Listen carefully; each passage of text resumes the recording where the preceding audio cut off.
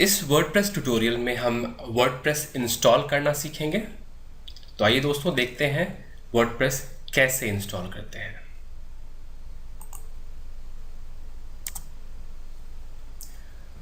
WordPress install करने के दो तरीके हैं, एक ऑटोमेटिक और दूसरा मैनुअल।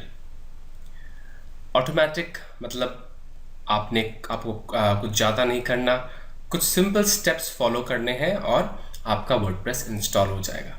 मैनुअल में अधिकतर काम आपको खुद करना पड़ता है और इसके बाद ही आपका वर्डप्रेस इंस्टॉल होता है। ऑटोमेटिक इंस्टॉलेशन जो है वो सॉफ्टवेयर के द्वारा होता है जो कि आपके वेब होस्टिंग प्रोवाइडर आपको प्रोवाइड करते हैं। इस ट्यूटोरियल में मैं आपको सिर्फ ऑटोमेटिक इंस्टॉलेशन बताऊंगा। मैनुअल इंस्टॉलेशन हम अगले ट्यूटोरियल से स्टार्ट करेंगे, जिसमें कि मैं आपको बताऊंगा कि मैनुअल वर्डप्रेस इंस्टॉलेशन आपके डोमेन होस्टिंग और आप अपने लोकल कंप्यूटर दोनों पे कैसे कर सकते हैं। मैं दोनों चीज़ें एक साथ लेके चलूँगा, लेकिन इसमें मैं सिर्फ ऑटोमेटिक इंस्टॉलेशन बताऊंगा जो कि वेब होस्टिंग सर्विस प्रोवाइडर द्वारा ही संभव है। अगर आपने वेब होस्टिंग किसी अच्छी कंपनी से लिया है तो वो आपको सॉफ्टवेयर प्रोवाइड करेंगे जिसके ज़रिए आप वर्डप्रेस इंस्टॉल कर सकते हैं। अभी तक मैंने जितने भी वेब होस्टिंग प्रोवाइडर देखे हैं उनके पास ज़्यादातर या तो इंस्टॉलट्रॉन या फिर सॉफ्टैकुलर सॉफ्टवेयर होता है, जिसके ज़रिए आप कोई भी CMS इंस्टॉल कर सकते हैं, जिसमें से वर्डप्रेस भी एक CMS है। तो ये दो मुख्य सॉफ्टवेयर हैं जो कि अधिकतर web hosting service provider provide करते हैं। अगर आपके वेब होस्टिंग सर्विस प्रोवाइडर के पास ये सॉफ्टवेयर है तो आप इसका इस्तेमाल करके आसानी से वर्डप्रेस इंस्टॉल कर सकते हैं। अब बात ये आती है कि इन सॉफ्टवेयर को आप एक्सेस कैसे करेंगे, ये सॉफ्टवेयर आपको मिलेंगे कैसे। तो दोस्तों, जब भी आप वेब होस्टिंग अकाउंट खरीदते हैं तो आपका वेब होस्टिंग प्रोवाइडर आपको कुछ डिटेल्स भेजता है, जिसमें से cPanel का लिंक वो भेजते हैं। अब ये cPanel क्या है? cPanel में दरअसल आपके वेबसाइट को मैनेज करने का एक टूल है। इस टूल के ज़रिए आप अपने वेबसाइट को मैनेज कर सकते हैं। आप अपने वेबसाइट को इंस्टॉल कर सकते हैं, वेबसाइट की और भी कई चीज़ें आप उसके ज़रिए कर सकते हैं।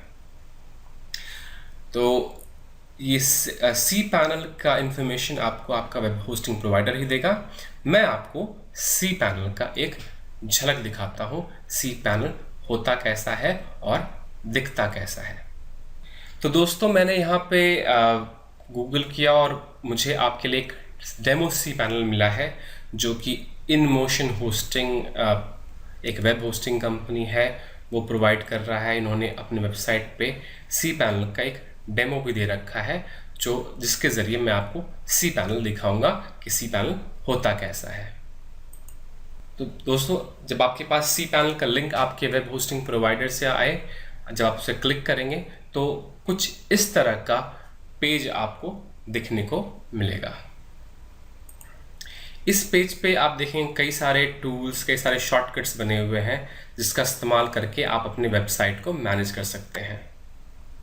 ये अलग अलग वेब होस्टिंग प्रोवाइडर के अलग अलग तरह के टूल्स हो सकते हैं, बट सबकी जो है cPanel की जो कॉन्फ़िगरेशन है, जो लुक है, वो ऑलमोस्ट एक जैसी होगी। वो सब कुछ एक जैसा ही होगा। जैसी कुछ चीज़ें मैं यहाँ दिखाना चाहूँगा जो हमारे काम आएंगी इंस्टॉलेशन के दौरान। वो है फाइल मैनेजर और इसके अलावा डेटाबेस और डोमेन्स। अगर आप डोमेन्स आपने लिया हुआ, डोमेन को मैनेज करना है, कितने डोमेन्स आपके पास, वो आप यहाँ से करेंगे मैनेज। इसके बाद मैं बात कर रहा था सॉफ्टवेयर की। तो सॉफ्टवेयर ये है, और यहाँ जैसे आप देख रहे हैं कि इनके पास सॉफ्टैकुलस है, जिसका इस्तेमाल करके आप वर्डप्रेस इंस्टॉल कर सकते हैं। दोस्तों, आपने देखा cPanel कैसा दिखता है और यहाँ पे सॉफ्टवेयर आपको कहाँ मिलेगा। सॉफ्टवेयर आपको इसी पेज पे आपको ढूंढना पड़ेगा। जैसे यहाँ पे काफ़ी नीचे है हो सकता है किसी और सर्विस प्रोवाइडर का, कहीं और किसी और जगह, क्योंकि ये सी पैनल कस्टमाइजेबल है। जैसे कि मैं देख रहे हैं आप यहाँ पे, मैं अगर एरो लाता हूँ तो यहाँ पे ये ड्रैग का ऑप्शन बन जाता है। मैं चाहूँ तो उसको ड्रैग करके ऊपर भी कर सकता हूँ और नीचे भी कर सकता हूँ। तो कई चीज़ें आपको हर एक वेब होस्टिंग प्रोवाइडर के पास अलग अलग जगह पर दिख सकती है। जैसे कि यहाँ टॉप एप्लीकेशन है, शायद किसी वेब सर्विस प्रोवाइडर के पास ये ना हो, किसी के पास हो तो वो कहीं और हो। जैसे कि पहले फाइल मैनेजर हो, फिर बाद में टॉप एप्लीकेशन हो, इसमें इसे मूव किया। वैसे इसकी अरेंजमेंट अलग सर्विस प्रोवाइडर के पास हो सकती है, और आप भी लुक जो है चेंज कर सकते हैं। ये पूरा वेब पेज जो है कस्टमाइजेबल है, और यहाँ से आप अपनी वेबसाइट को मैनेज कर सकते हैं। दोस्तों, वर्डप्रेस इंस्टॉल करने से पहले मैं एक बहुत महत्वपूर्ण बात आपको बताना चाहता हूँ। वर्डप्रेस इंस्टॉल कहाँ करें? अब देखिए, अब ये सवाल थोड़ा आपको अजीब सा लग रहा होगा, लेकिन ये बहुत ही इम्पोर्टेंट सवाल है। जब हम वेबसाइट बनाने जा रहे होते हैं तो हमें ये चीज़ मालूम होनी चाहिए वेबसाइट कहाँ बना रहे हैं। सबसे पहली बात आ रही है, मैं ये जो बता रहा हूँ आपको, ये बता रहा हूँ डोमेन के हिसाब से। यानी वेबसाइट अगर आप होस्टिंग अकाउंट पे बनाते हैं तो कैसे बनाएंगे।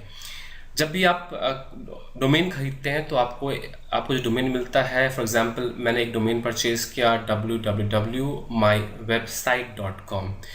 तो ये domain actually web hosting account पे होता क्या है? वेब होस्टिंग अकाउंट पे ये डोमेन एक फोल्डर है जहाँ पे आपके जो फाइल्स हैं, जो वर्डप्रेस के फाइल्स हैं, वो पड़े हुए हैं। और जब भी कोई ये URL टाइप करता है, ये लिंक टाइप करता है ब्राउज़र पे, तो होस्टिंग का जो आपके होस्टिंग प्रोवाइडर है वो क्या करते हैं, उस फोल्डर से जिस जहाँ पे ये फाइल्स पड़ी हुई हैं आपके, उसको उठा के एज अ वेब पेज वहाँ पे सर्व करते हैं वो। तो डोमेन क्या है एक्चुअली? आपके वेब होस्टिंग अकाउंट पे एक फोल्डर है जहाँ पे आप वेबसाइट बना रहे हैं। तो अब यहाँ पे देखिए, आप चाहें तो आपके पास एक फोल्डर होस्टिंग प्रोवाइडर ने दिया हुआ है जो है mywebsite.com। तो ये आपका मेन फोल्डर हो गया। मैं आपको इसे सी पैनल में दिखाता हूँ तो शायद आपको ज़्यादा अच्छे से समझ में आए। तो दोस्तों, मैं वापस उसी डेमो सी पैनल पे आ चुका हूँ, और अब मैं आपको ले जाना चाहूँगा फाइल मैनेजर में, जहाँ से हम अपने फाइल्स को देख सकते हैं, जो फाइल्स हमारे पास, जो फोल्डर्स हमारे पास हैं। जब आप अकाउंट खरीदते हैं, जब डोमेन मिलता है आपको, तो आपके जो होस्टिंग अकाउंट है उसके फाइल्स का ये स्ट्रक्चर होता है, जिसमें से वेबसाइट जो होती है वो होती है public.html में। इसी फाइल के अंदर आपका वेबसाइट, जो मेन वेबसाइट है, वो इसके अंदर आता है। तो ये जैसे आप देख रहे हैं एक फोल्डर है, और जब भी आप कोई वेबसाइट यहाँ इंस्टॉल करेंगे, वर्डप्रेस इंस्टॉल करेंगे, तो आप इस फोल्डर के अंदर इंस्टॉल करेंगे।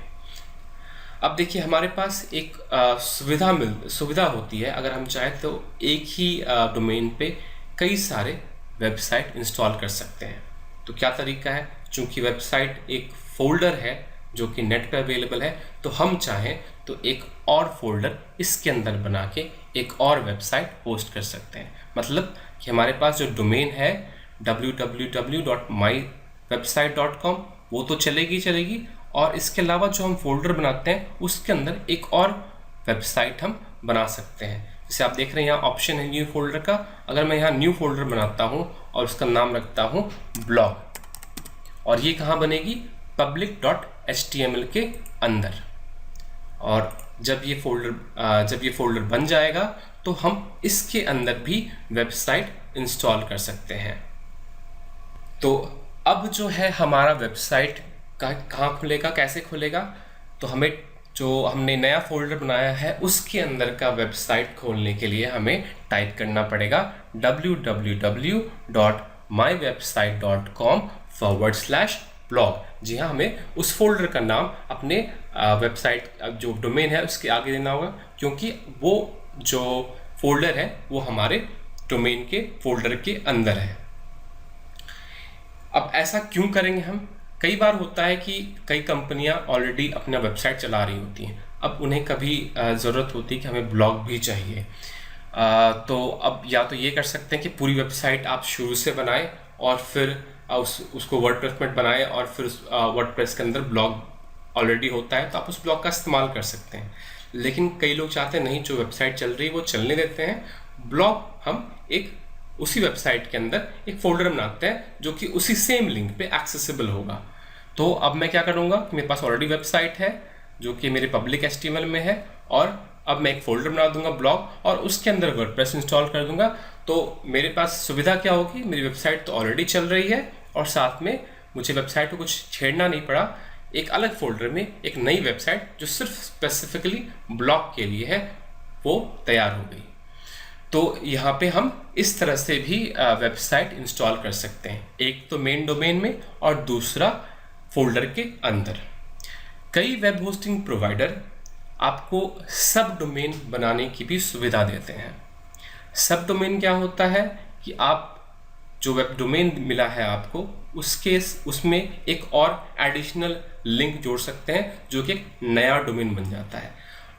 www.mywebsite.com आपका मेन डोमेन हुआ।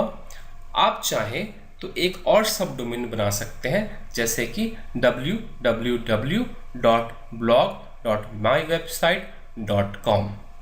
अब आप पूछेंगे कि mywebsite.com/blog और www.blog.mywebsite.com में क्या फ़र्क है। तो मैं इसका अंतर फिर दोबारा आपको सी पैनल पे समझाता हूँ। दोस्तों वापस हम फाइल मैनेजर के अंदर जाते हैं। जैसे आप यहाँ देख रहे हैं कि जैसे ही हम फाइल एंड मैनेजर पे क्लिक करते हैं तो ये हमें रूट यानी कि जो हमारा .public_.html जो मेन फोल्डर है डोमेन का उसके अंदर ले जाता है। ठीक है, क्योंकि हमने अभी तक यहाँ पे कोई और सब डोमेन नहीं बनाया है। जैसे मैं यहाँ लिंक पे यहाँ पे एक ड्रॉप डाउन भी है, अगर मैंने कोई सब डोमेन बनाया होता तो शायद यहाँ पे वो आता, लेकिन यहाँ पे वो नहीं है। अब सब डोमेन कैसे बनाएंगे आप, उसके लिए आपके पास ऑप्शन है सब डोमेन का। आप इस सब डोमेन पे क्लिक करके एक सब डोमेन बना सकते हैं। अब ये सब डोमेन कैसे बनाएं, इसमें क्या क्या ज़रूरत होती है, तो मैं आपको बोलूँगा इसके लिए आपका जो भी सर्विस प्रोवाइडर है उसको कॉल करें, वो आपको गाइड करेगा और आप आसानी से सब डोमेन बना पाएंगे। क्योंकि ये अलग अलग सर्विस प्रोवाइडर का अलग अलग तरीके होते हैं या फिर टेक्निकलिटीज़ होती हैं, तो मैं आपको यहाँ पे बना कर नहीं दिखाऊंगा। आप कॉल करें और ये आपको पूरी हेल्प करेंगे आपके सर्विस प्रोवाइडर ये बनाने में, तो इसमें कोई दिक्कत नहीं आनी चाहिए। जब आप सब डोमेन बनाते हैं तो होता क्या है कि आपके फाइल मैनेजर के अंदर जब आप जाएंगे, जैसे आप पब्लिक HTML के अंदर आपका जो फाइल मैनेजर खुलता है तो आपका मेन फोल्डर जो मेन डोमेन फोल्डर होता है वो होता है public.html। अब ये क्या करेगा, जब आप सब डोमेन बनाएंगे तो होगा क्या कि आपके public.html के अंदर फोल्डर नहीं बनेगा, बल्कि उसके साथ एक पैरेलल फोल्डर बन जाएगा उसी जिस नाम का आपने सब डोमेन बनाया है। जैसे अगर मैंने बनाया है blog.mywebsite.com, तो ये ब्लॉग फोल्डर public.html के अंदर ना बन के public.html के बाहर इसके साथ बन जाएगा, जो इसके अंदर नहीं इसके साथ होगा। तो फर्क इतना ही है कि वो फोल्डर public.html के अंदर था और अब जो हम सब डोमेन जो हमने बनाया है वो एक नया फोल्डर क्रिएट करेगा जो कि public.html के साथ होगा, उसके अंदर नहीं होगा। मतलब एक अलग फोल्डर बन गया है। मतलब हमारे पास एक्चुअली में दो डोमेन आ गए हैं, दो वेबसाइट, नाम दोनों का सिमिलर है बट एक्चुअली में ये दो अलग अलग डोमेन है। एक पेरेंट डोमेन है mywebsite.com और दूसरा उसका चाइल्ड डोमेन है जो कि है blog.mywebsite.com। तो ये अंतर है सब डोमेन और मेन डोमेन में। तो इस तरह से दोस्तों हम जो है सब डोमेन बना सकते हैं और सब डोमेन में भी वर्डप्रेस इंस्टॉल कर सकते हैं। तो अब दोस्तों यहाँ सवाल आता है कि हम सब डोमेन में वर्डप्रेस इंस्टॉल क्यों कर रहे हैं। तो यहाँ पे मैं फिर वही एग्जांपल दोहराना चाहूँगा कि हो सकता है कि हमारे पास ऑलरेडी वेबसाइट चल रही है mywebsite.com पे, हम उसे छेड़ना नहीं चाहते और एक अलग ब्लॉग बनाना चाहते हैं जो कि किसी और फोल्डर में हो, लेकिन वो एक ही लिंक पे खुल जाए। अब यहाँ पे जो mywebsite.com/blog है और www.blog.mywebsite.com जो है वो काम एक ही कर रहे हैं। फ़र्क ये है कि दोनों अलग अलग जगह से वेबसाइट शो कर रहे हैं। ये फोल्डर के अंदर से शो कर रहा है, ये फोल्डर के बाहर से शो कर रहा है, मेन फोल्डर के बाहर से शो कर रहा है। अब इसका केस क्या है, डिफरेंट केस क्या है, इसका उपयोग क्यों करना चाहेंगे? कई लोग ये सोचते हैं कि नहीं, मैं /blog इस्तेमाल नहीं करूँगा क्योंकि ये एड्रेस बार में अच्छा नहीं लग रहा है, ये थोड़ा अजीब सा लग रहा है। मैं चाहता हूँ कि मेरे डोमेन के तरह दिखे, ऐसा दिखे कि वो एक वेबसाइट का पार्ट है। तो मैं चाहूँगा कि इसको एक सब डोमेन में सब डोमेन में इंस्टॉल करूँ। तो यहाँ पे सिर्फ एक तरीका है, अलग अलग तरीके हैं वेबसाइट इंस्टॉल करने के, कोई खास अंतर नहीं बोलूँगा, बस एक अलग अलग तरीका है। आप जैसा चाहे आप वैसा इंस्टॉल कर सकते हैं। आप ये डिपेंड करेगा केस पे कि आपका केस क्या है। अगर आप वर्डप्रेस आपकी मेन वेबसाइट है तो आप इसे mywebsite.com पे इंस्टॉल करें। अगर वर्डप्रेस आपका ब्लॉग बनने जा रहा है तो आप इसको दो तरीके से इंस्टॉल कर सकते हैं, जो मेन डोमेन है उसके अंदर फोल्डर बना के, या फिर आप सब डोमेन बना के उसके फोल्डर में वर्डप्रेस इंस्टॉल कर सकते हैं। तो ये था दोस्तों, ये डिसाइड करना कि हम वर्डप्रेस अपने डोमेन में कहाँ इंस्टॉल करना चाहते हैं। तो अब दोस्तों अब हम वर्डप्रेस इंस्टॉल करेंगे। तो चलिए दोस्तों, अब मैं दिखाता हूँ वर्डप्रेस ऑटोमेटिकली कैसे इंस्टॉल करें। दोस्तों मैंने यहाँ से पहले से ही cPanel में लॉगिन कर लिया है और cPanel में लॉगिन करके मैंने जो सॉफ्टवेयर है जो मेरे cPanel में अवेलेबल था वो था इंस्टॉलेट्रॉन, जिसको मैंने ओपन कर लिया है। तो आप देखेंगे यहाँ पर कई सारे सॉफ्टवेयर है जो मैं अपने वेबसाइट पे इंस्टॉल कर सकता हूँ, जिसमें कि CMS है, वर्डप्रेस, Drupal, Joomla और भी कई सारे CMS हैं जिनमें से मैं इसे इंस्टॉल कर सकता हूँ। तो मुझे इंस्टॉल करना है वर्डप्रेस, तो मैं यहाँ पे वर्डप्रेस पे क्लिक करूँगा और इसके बाद मैं क्लिक करूँगा इंस्टॉल दिस एप्लीकेशन पे। जब इंस्टॉल दिस, आप जैसे ही आपने इंस्टॉल वर्डप्रेस पे क्लिक किया तो आपके पास ऑप्शन आएगा चूज़ करने का डोमेन। अगर आपके पास बहुत सारे डोमेन है तो उसमें से आपके पास ऑप्शन आएगा वो डोमेन चूज़ करने का। जैसे कि आप देख रहे हैं मैंने यहाँ ऑलरेडी एक डोमेन चूज़ कर रखा है और ये मेरा एक टेस्टिंग डोमेन है जहाँ पर मैं एक शॉपिंग वेबसाइट टेस्ट कर रहा हूँ।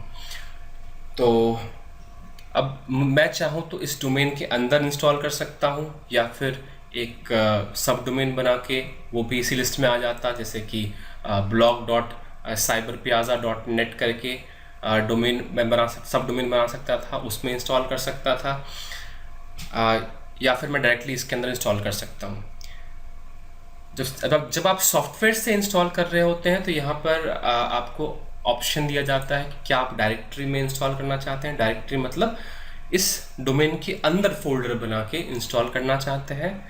तो मैं अब वही करूँगा, मैं अभी डायरेक्टरी बना के, यानी कि इस डोमेन के अंदर एक फ़ोल्डर बनाऊँगा, उसके अंदर इसे इंस्टॉल करूँगा। उस डायरेक्टरी का नाम मैंने ब्लॉग दे दिया है। तो मैं अभी फ़िलहाल टेस्टिंग पर्पज़ के लिए अपने डोमेन के अंदर एक फ़ोल्डर बना करके उसके अंदर वेबसाइट इंस्टॉल कर रहा हूँ। तो मेरे डोमेन का नाम है cyberpiazza.net और मैं वहाँ पे इंस्टॉल करूँगा इसे डायरेक्टरी के अंदर, जिसका नाम है ब्लॉग।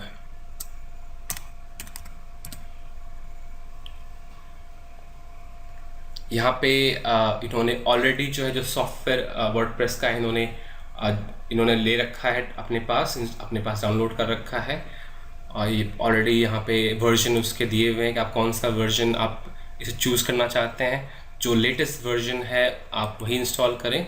तो मैंने 4.3 यहाँ पे लेटेस्ट इनके पास है तो मैंने 4.3 चूज़ कर लिया है। इसके बाद इन्होंने ऑप्शन दिया है आप इसे इंग्लिश में इंस्टॉल करना चाहते हैं या किसी और लैंग्वेज में, तो आप जिस लैंग्वेज चाहे उस लैंग्वेज में इंस्टॉल करें। मैं अभी इसे इंग्लिश रहने दूंगा। इसके बाद आपको लाइसेंस अग्री करना है तो आपको क्लिक करना है I accept the license agreement, जो कि ऑलरेडी यहाँ पे क्लिक्ड है। अब इसके बाद बता रहा है कि आप क्या अपने वर्डप्रेस को ऑटोमेटिकली अपडेट करना चाहते हैं।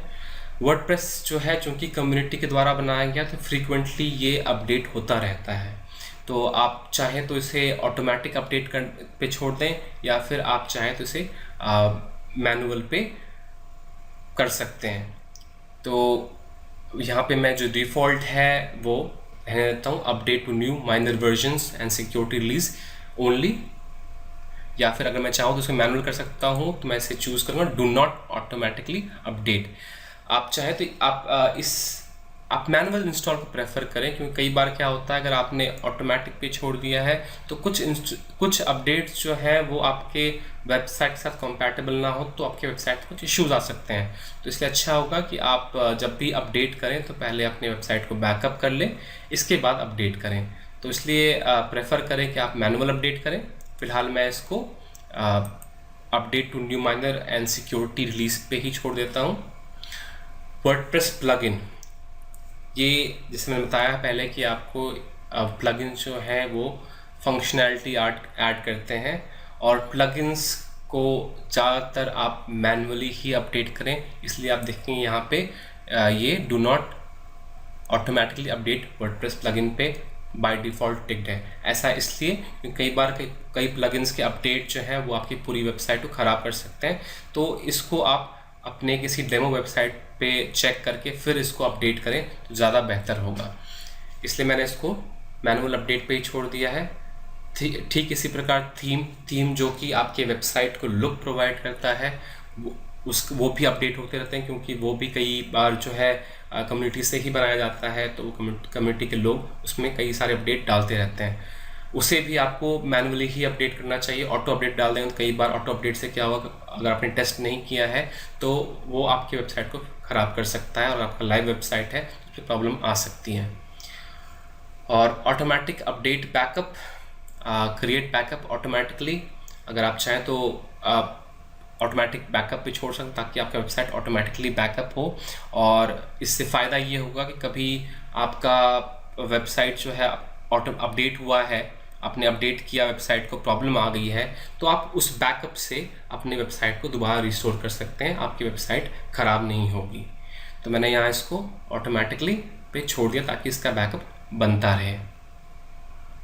अब यहाँ पर आपको administrator user name password choose करना है।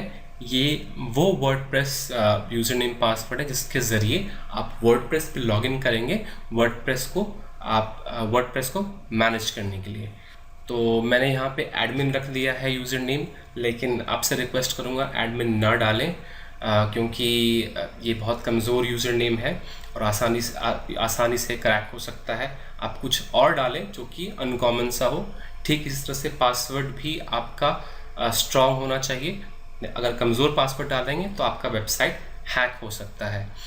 और ये यूज़र नेम पासवर्ड आपको याद रखना है, क्योंकि इसी यूज़र नेम पासवर्ड से आप वर्डप्रेस पे लॉगिन करेंगे वर्डप्रेस को मैनेज करने के लिए।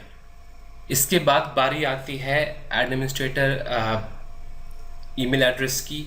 ये वो ईमेल एड्रेस है जिससे कि आपका अगर पासवर्ड खो गया है तो आप इससे रिकवर कर सकते हैं, और भी कई चीज़ों में आपका ये ईमेल एड्रेस यूज़ होगा। तो आप इसे यहाँ फिल कीजिए। फिलहाल मैं एक डमी ईमेल एड्रेस डाल रहा हूँ। अब आपकी वेबसाइट का टाइटल क्या होगा? ये वो टाइटल है, हेडिंग है जो वेबसाइट के हेडर पे शो होता है। तो मैं इसको डालूँगा माय वेबसाइट, और ये टैग लाइन है। अगर आप चाहें तो इसे डाल सकते हैं या फिर इसे ब्लैंक छोड़ सकते हैं। मैं यहाँ पे इसे सिर्फ सिंपली डालूँगा माय फर्स्ट वेबसाइट। अब मेरे सर्विस प्रोवाइडर ने मुझे कुछ ऑटोमेटिक प्लगइन्स ऑटोमेटिकली दे दिए हैं यहाँ पे, जो इस सॉफ्टवेयर के साथ इंस्टॉल हो जाएंगे। जैसे उन्होंने दे रखा है 2 फैक्टर ऑथेंटिकेशन। इससे फ़ायदा मुझे ये होगा कि पासवर्ड के अलावा जो है ये मोबाइल ऐप के थ्रू वेरीफाई करेगा जब भी मैं वर्डप्रेस पे लॉगिन करूँगा। लेकिन मुझे ये इंस्टॉल नहीं करना है, तो मैं इसे do not enable two factor authentication पे क्लिक कर दूँगा। साथ में इन्होंने एक और मुझे प्लगइन दे रहे हैं ये, जो कि लॉगिन अटेम्प्ट्स को लिमिट करेगा। मतलब कि अगर कोई हम मेरी वेबसाइट पे बार बार यूज़र नेम पासवर्ड अटेम्प्ट कर रहा है हैक करने के लिए, तो इस प्लगइन के ज़रिए नंबर ऑफ़ लॉगिन अटेम्प्ट्स जो है वो लिमिट हो जाएंगे। यानी कि अगर 2, 3 या 4 के बाद वो लॉगिन अटेम्प्ट नहीं कर पाएगा, लॉगिन नहीं होगा, वो लॉगिन ब्लॉक हो जाएगा उसका। अब एनेबल मल्टी साइट है यहाँ पे, ये भी एक प्लगइन है जो वो देना चाहते हैं, लेकिन मुझे ये नहीं चाहिए, इसलिए मैंने यहाँ पे no do not enable multi site plugin पे सिलेक्ट कर दिया है। अब यहाँ पे एडवांस सेटिंग है, तो मैं चाहूँगा, अगर आप चाहें तो इसको ऑटोमेटिकली सॉफ्टवेयर को मैनेज करने दें, या फिर आप let me manage the advance setting पे क्लिक करके आप इसे मैनेज कर सकते हैं। तो यहाँ पे क्या क्या ऑप्शंस आपको मिल रहा है, यहाँ मिल रहा है डेटाबेस मैनेजमेंट, जहाँ से आप अगर आपने डेटाबेस बना रखा है इसका तो वो चूज़ कर सकते हैं। इसके लिए आप ईमेल नोटिफिकेशन चाहते हैं तो वो यूज़ कर सकते हैं। यहाँ पे डिफ़ॉल्ट बैकअप लोकेशन, जहाँ पे आपने वेबसाइट का बैकअप रखना चाहते हैं, वो अगर आपने कॉन्फ़िगर किया हुआ तो वो यहाँ से चूज़ कर सकते हैं। फ़िलहाल यहाँ पे माय वेब होस्टिंग अकाउंट, यानी कि मेरे वेब होस्टिंग अकाउंट पे ही ये बैकअप होगा, मैं कहीं और नहीं चाहता, इसलिए ये ऑप्शन यहाँ पे सेलेक्ट किया हुआ है। ऑटोमेटिक बैकअप, आप ऑटोमेटिक बैकअप चाहते हैं तो आप कितने टाइम पे चाहते हैं आप वो ऑप्शन चूज़ कर सकते हैं। जैसे यहाँ पे do not automatically maintain backup पे क्लिक किया हुआ है, मैं चाहता हूँ कि मेरा वेबसाइट बैकअप हो और 7 डेज़ डेली ऑलरेडी यहाँ फील्ड है, तो मैं इसको 7 डेज़ पे ही रहने देता हूँ। और बाकी सारे ऑप्शन जो है वो मैं डिफ़ॉल्ट छोड़ता हूँ, क्योंकि डेटाबेस हमने बनाया नहीं है अभी, तो हम डेटाबेस सेलेक्ट कर नहीं सकते। और email notification, send email notification for installed application, यानी कि जैसे ही हमारा वेबसाइट इंस्टॉल होगा तो हमें एक नोटिफिकेशन आ जाएगा हमारे ईमेल एड्रेस पे जो हमने ऊपर फिल किया था। तो हमने सारे इन्फॉर्मेशन भर दिए हैं जो हमें इस सॉफ्टवेयर को इंस्टॉल करने के लिए चाहिए। अब हम क्लिक करेंगे इंस्टॉल पे।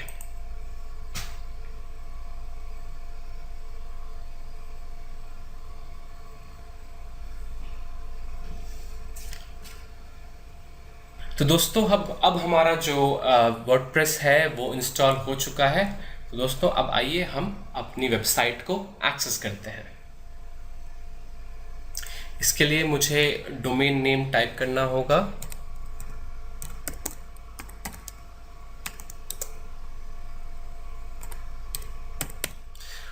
तो हमने दोस्तों वेबसाइट इंस्टॉल किया था cyberpiazza.net डोमेन के अंदर के फोल्डर पे। अगर मैं cyberpiazza.net लिख के एंटर मार दूंगा तो जो वेबसाइट इसके डोमेन में इंस्टॉल्ड है वो खुलेगा, लेकिन हमने वेबसाइट कहाँ इंस्टॉल की थी, हमने इंस्टॉल की थी ब्लॉग पे। तो हम /blog एंटर करेंगे, तभी हमारा वेबसाइट खुलेगा। तो दोस्तों जैसा देख सकते हैं हमारी वेबसाइट जो है वो इंस्टॉल हो चुकी है और वर्डप्रेस इंस्टॉल हो गया। हमारी वेबसाइट अब बिल्कुल लाइव है। अब हमें वेबसाइट को अगर मैनेज करना है, इसके लिए हमें इसके एडमिन अकाउंट पे लॉगिन करना होगा, वो भी मैं आपको यहीं बता देता हूँ। इसके लिए हमें टाइप करना होगा वेबसाइट के डोमेन के आगे wp-admin।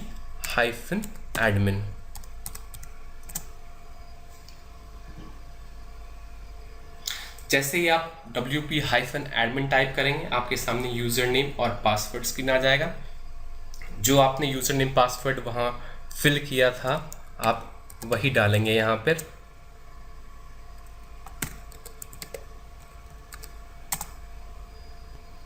तो दोस्तों हमने वर्डप्रेस वेबसाइट के एडमिन पैनल पे लॉगिन कर लिया है और ये वर्डप्रेस के एडमिन पैनल का डैशबोर्ड है जहाँ से हम वर्डप्रेस को मैनेज करेंगे। और फिलहाल मैं इससे लॉग आउट कर लेता हूँ